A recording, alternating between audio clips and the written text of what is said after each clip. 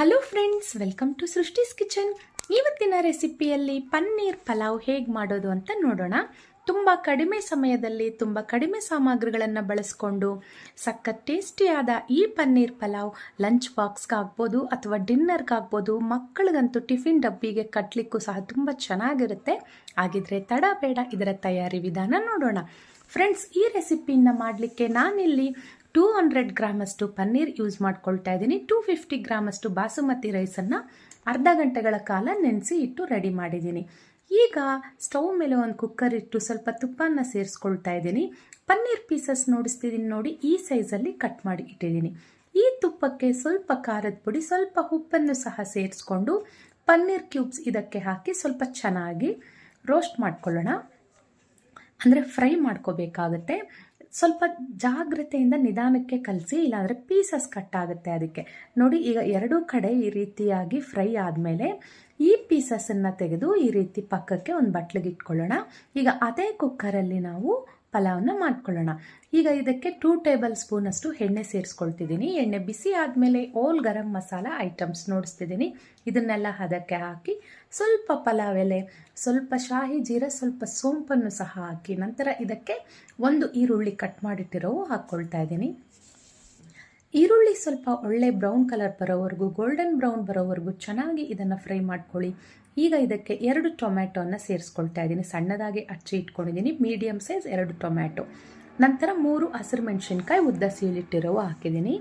ಈಗ ಇದಕ್ಕೆ ginger garlic paste 1 ಸ್ಪೂನಷ್ಟು ಹಾಕ್ಕೊಳ್ತಾ ಇದ್ದೀನಿ. ಅದರ ಹಸಿ ವಾಸನೆ ಹೋಗೋವರೆಗೂ ಇದನ್ನೆಲ್ಲ ಸ್ವಲ್ಪ ಚೆನ್ನಾಗಿ ಫ್ರೈ ಮಾಡ್ಕೊಳ್ಳಿ. ಈಗ ಇದಕ್ಕೆ ಸಣ್ಣದಾಗಿ ಕಟ್ ಮಾಡಿಟ್ಕೊಂಡಿರೋ ಅಂಥ ಪುದೀನ ಸೊಪ್ಪು ಹಾಗೂ ಕೊತ್ತಂಬರಿ ಸೊಪ್ಪುಗಳನ್ನು ಸಹ ನಾನು ಇದಕ್ಕೇ ಸೇರಿಸ್ಕೊಳ್ತಾ ಇದ್ದೀನಿ. ಒಂದು ಹಿಡಿಯಲ್ಲಿ ಅರ್ಧ ಭಾಗದಷ್ಟು ಪುದೀನ, ಅರ್ಧ ಭಾಗದಷ್ಟು ಕೊತ್ತಂಬರಿ ಸೊಪ್ಪು, ಅಚ್ಚ ಖಾರದ ಪುಡಿ, ಹಾಗೆ 1 ಟೀ ಸ್ಪೂನಷ್ಟು ಧನಿಯಾ ಪುಡಿ, ಸ್ವಲ್ಪ ಗರಂ ಮಸಾಲ, ಅರ್ಧ ಟೀ ಸ್ಪೂನಷ್ಟು ಗರಂ ಮಸಾಲ, 3 ಸೇರಿಸ್ಕೊಂಡು ಚೆನ್ನಾಗಿ ಮಿಕ್ಸ್ ಮಾಡ್ಕೊಳ್ಳಿ. ಎಲ್ಲ ಹೊಂದ್ಕೊಳ್ಳೋ ಥರ. ಅಚ್ಚ ಖಾರದ ಪುಡಿ ನಿಮ್ಮ ಖಾರಕ್ಕೆ ಅನುಗುಣವಾಗಿ ಹಾಕ್ಕೊಳ್ಳಿ. ನಾನಿಲ್ಲಿ 1 ಟೀ ಸ್ಪೂನಷ್ಟು ಅಚ್ಚ ಖಾರದ ಪುಡಿನ ಸೇರಿಸಿದ್ದೀನಿ.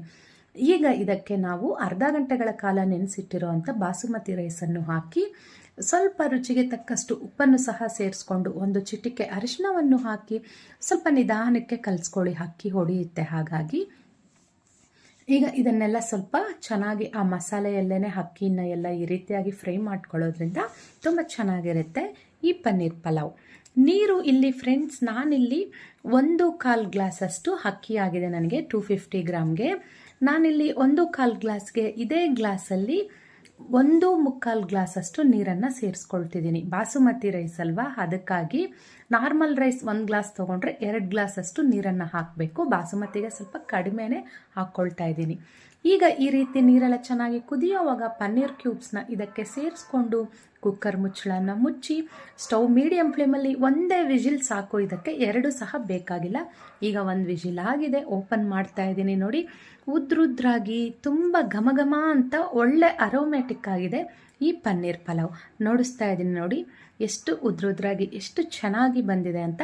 ಬಿಸಿಯಲ್ಲಿ ಯಾವುದೇ ಕಾರಣಕ್ಕೂ ಅದನ್ನು ಕಲಸೋದಾಗಲಿ ಬಡಿಸೋದಾಗಲಿ ಬೇಡ. ನಾನು ನಿಮಗೆ ನೋಡಿಸ್ಲಿಕ್ಕೆ 1 ಸ್ಪೂನ್ ಸೈಡಲ್ಲಿ ತೆಗೆದಿದ್ದೀನಿ.